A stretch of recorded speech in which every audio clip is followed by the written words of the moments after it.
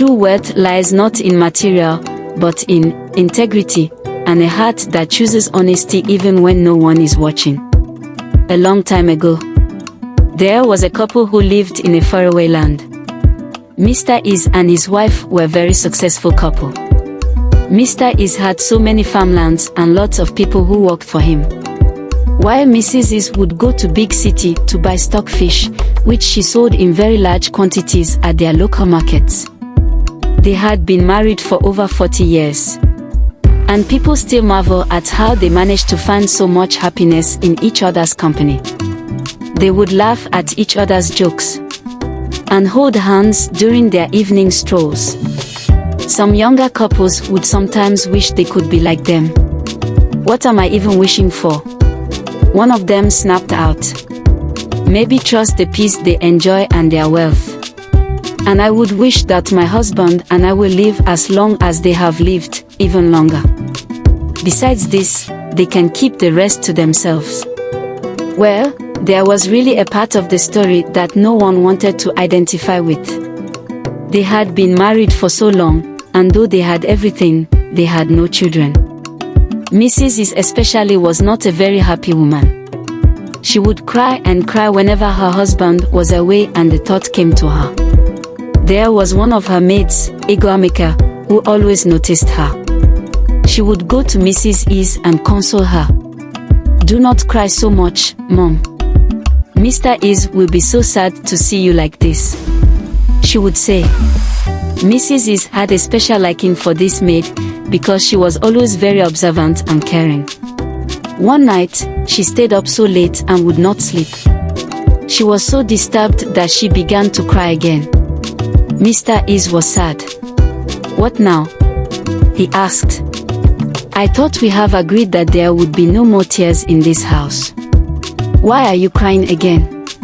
"Look at us," she said. "We have everything anyone could ask for. But who would take care of these things when we are no longer here? We are old and grey now. And if these things don't bother you, what else does?" You're right this time, you know. We have very little time, and who will take care of all of these things really when we are no longer here?" "I have an idea," Mrs. Is interrupted. "Let us make one of our maids a child." Mr. Is thought. "That is not a bad idea. But who among them would we make our child?" "I know," Mrs. Is said. "Egoamika will make a very good child." Egoamika. You have not suggested badly. But we need to put her to the test to know if she is worthy to be our child." The next morning, Mrs. Is brought out a treasure box and called her to follow her to one of the farmlands with the treasure box. When they got to the farm, she opened the treasure box, which contained lots of gold. "Hurry," she said. "Let's dig up a portion of this land. I want to hide this treasure box in this farm. Please tell no one about it. The treasure in it is so much that I can no longer leave it in the house." They dig portion and she buried treasure box and left. The next day Mrs. Is sneaked out of the house to check the treasure box. But alas, it wasn't there anymore. When she got back, Egoamika was nowhere to be found. The couple were very sad. Mrs. Is was even more sad because she loved Egoamika so much. "No problem," Mr. Is consoled his wife.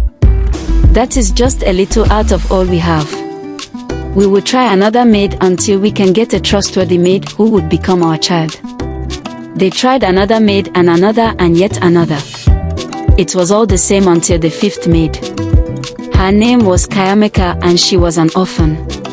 Mrs. Is had taken her to the farmland as usual with the treasure box.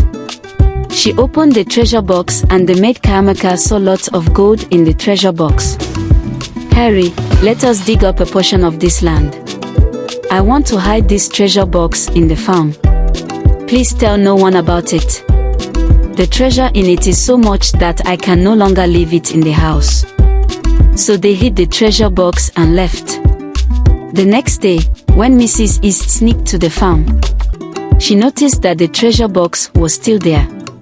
In fact, Someone had come back to the farm to cover up the dog portion so well that no one would know that anything was buried there. She went back, and the next day, she took Kayamaka with another treasure box to the farm. They hid it, went away, and the very next day, the treasure boxes were all still there. She took Kayamaka a third day with a bigger treasure box to the farm, and they hid it there. Yet again, when Mrs. Is got there the next day, all 3 boxes were still there. Even more secure. She was so happy. She told her husband everything that had happened. They called Kayamaka and informed her that she would no longer be their maid, but their child.